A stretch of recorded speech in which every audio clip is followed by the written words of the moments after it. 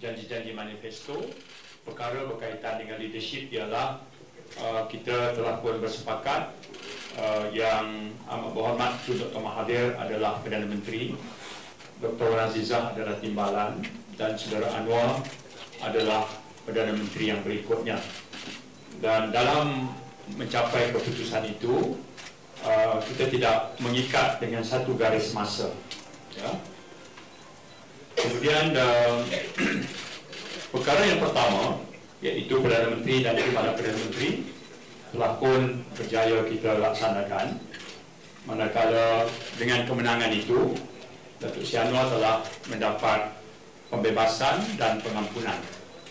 Maka persediaan atau persiapan ke arah mempersiapkan beliau berada pada kedudukan yang legitimate sebagai seorang yang telah dinamakan oleh Pakatan Harapan, dan formula yang Pakatan Harapan tawarkan kepada rakyat iaitu untuk Datuk Seri Anwar nantinya akan mengambil alih. Antara persiapan yang dilakukan ialah untuk Datuk Seri Anwar sebagai seorang ahli parlimen. Satu-satunya yang sah ialah melalui proses pilihan raya. Ya. Pertama kali Datuk Seri sampaikan pendirian beliau untuk kembali aktif memegang jawatan dalam sebagai ahli parlimen ialah waktu beliau berkempen di Sungai Kandis beberapa minggu lepas. Kemudiannya hasrat beliau itu disambut oleh sejumlah ahli-ahli parlimen dari keadilan yang membuat tawaran-tawaran kesediaan mereka untuk memberi laluan kepada beliau. Datuk Seri Anwar meneliti cadangan-cadangan itu dan kemudiannya mendapat antara mereka itu bahkan membuat tawaran secara bertulis kepada Datuk Seri Anwar kesediaan mereka, bukan hanya melalui kenyataan terbuka kepada media tetapi juga menulis kepada beliau. Ya. Lalu beliau meneliti cadangan-cadangan itu dan akhirnya mengambil keputusan. Ya, untuk hari ini kita akan mendapatkan ahli yang berhormat berkenaan membuat pengumuman. Di depannya ada 3-4 ahli parlimen. Seorang aku bukan seorang. Ada Sekretari Petani, ada Port Dickson, ada Masa Maju, dan juga ada Kulim Mana Baru. Ya. Jadi soalan berapa tak apa nak jawab, and Port Dickson, ya. Baik. Kenal sama di Hong Kong dan dalam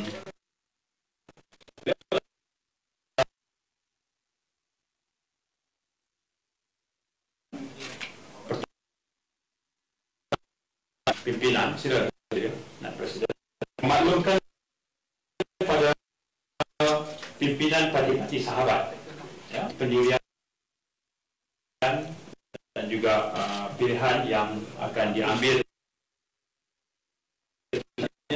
Pakatan Harapan, maka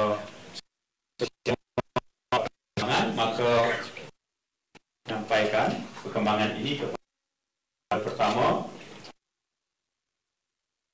Presiden PPPM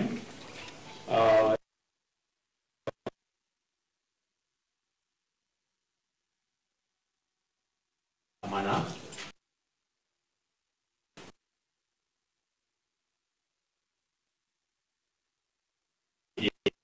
di kediamannya memaklumkan, dan itu membantu kempen dan memenangkan keputusan.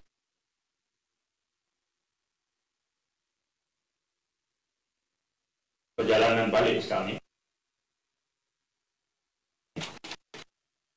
banyak amat berhormat Dr. Mahathir, Perdana Menteri.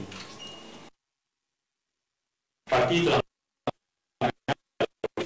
mingguan kali ini dan kita telah bersetuju untuk meneruskan, ya, proses untuk Datuk Seri Anwar menyertai sebagai ahli parlimen, dan kita percaya ini jika sekiranya dan Datuk Seri Anwar dapat dimenangkan, maka dia akan dapat memberi nilai tambahan kepada harapan kerajaan dan lagi harapan sebagai ahli ini, insya-Allah Datuk Seri Anwar yang juga seorang anggota dalam PH Council ya akan dapat berperanan dengan lebih efektif kerana beliau juga adalah anggota parlimen, sudah tentu berada di dalam sistem itu akan dapat membantu. Dan beliau juga telah menyatakan dengan jelas apabila nanti menjadi ahli parlimen, beliau akan memberikan fokus dan tumpuan kepada parliamentary reform, dan beliau tidak akan memegang atau menjawat sebarang jawatan kerajaan. Macam saya sebut tadi, bila Datuk Seri Anwar mula-mula menyatakan hasrat dia, sejumlah ahli parlimen dari Parti Keadilan membuat tawaran, okay. Dan dalam membuat keputusan, parti dan Datuk Seri Anwar telah mengambil semua pertimbangan. Memadai saya sebut bahawa bila dia memilih Port Dickson, kita percaya pilihan itu dibuat di atas satu wisdom ya, yang boleh menjayakan. Setiap kali Parti Keadilan memasuki pilihan raya, kita ingat ya, 20 tahun dah usia Parti Keadilan. By election yang akan datang ni bukan yang pertama akan pernah lalui ya. Jadi dalam membuat keputusan, sudah tentu kami mengambil kira semua perkara ya. Dan apabila keputusan itu dicapai, kami percaya fokus kami adalah untuk turun membantu dan memenangkan beliau. Okay. So saya nak sebut bahawa apabila sejumlah nama ahli-ahli parlimen yang menawarkan diri, kita tak tanya dia dari kamp mana. Okay. Jadi akhirnya proses negotiation itu bermula, dan semalam kita bentangkan kepada Biro Politik Parti semalam ya. Jadi semua anggota berpeluang untuk menyampaikan pandangan dan keputusan telah dibuat. Dalam membuat keputusan ini, kami tidak pernah mengikat parti dengan tempoh masa Tun Dr. Mahathir menjalankan tugas sebagai Perdana Menteri.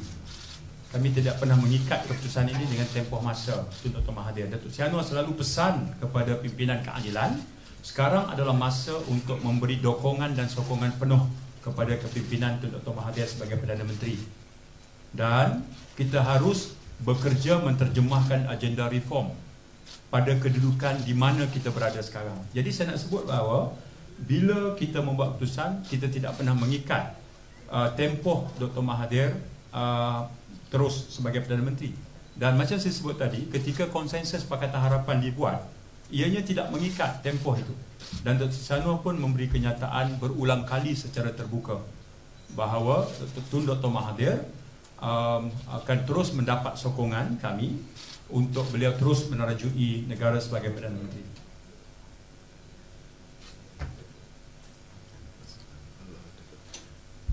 Khianat ni adalah kalau kita curi duit rakyat. Kalau kita ada position, kita kayakan diri.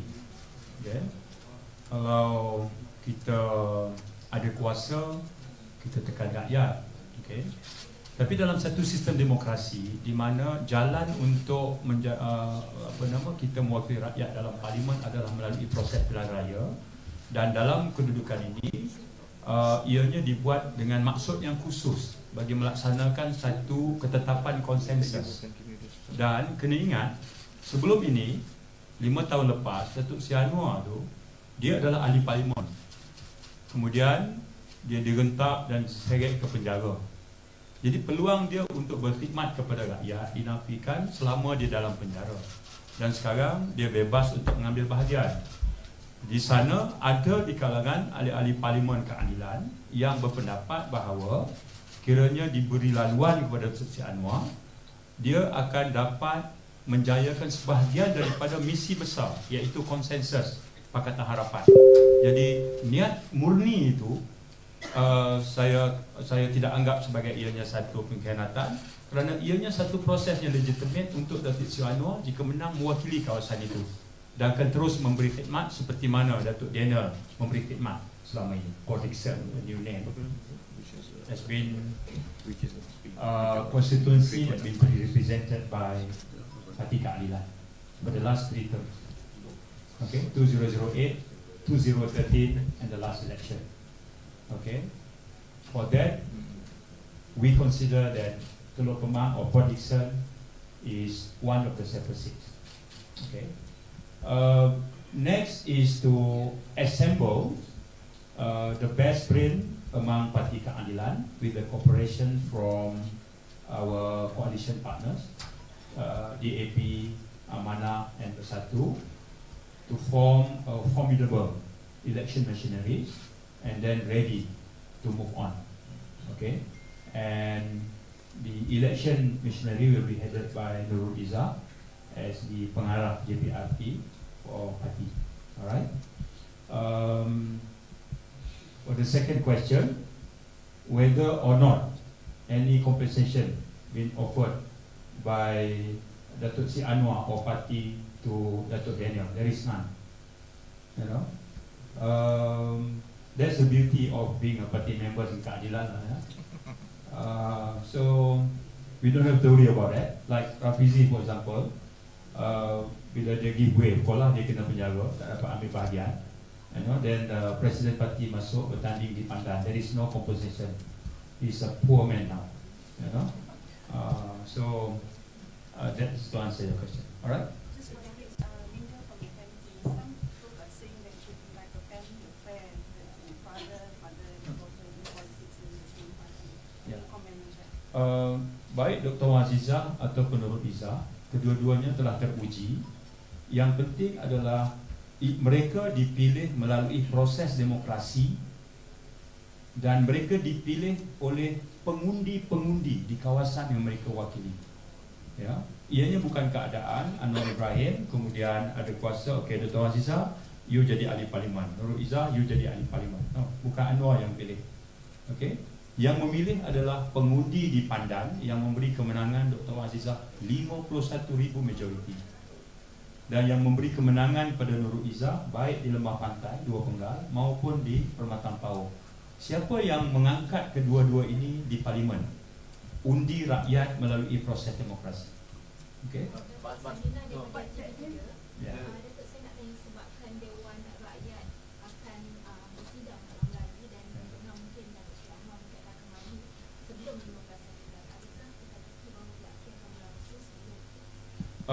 Urusan yang sedang berlaku sekarang adalah Dr. Daniel mengumumkan mengosongkan kursi. Surat telah dihantar kepada Speaker Dewan. Kalau ikut prosesnya, Speaker Dewan akan memaklumkan kekosongan itu kepada isi SPR. Kemudian bola di gelanggang SPR lah. Mengikut undang-undang, SPR ada 60 hari untuk menjalankan pilihan raya mulai tarikh di mana SPR dimaklumkan oleh kekosongan oleh Speaker. Jadi apapun tarikh yang ditetapkan oleh SPR, parti akan akur dan akan membuat persiapan accordingly. Ya, sebab parti tidak boleh menentukan bilakah tarikh pilihan raya, tetapi Constitution menyebut SPR mesti mengendalikannya dalam masa 60 hari.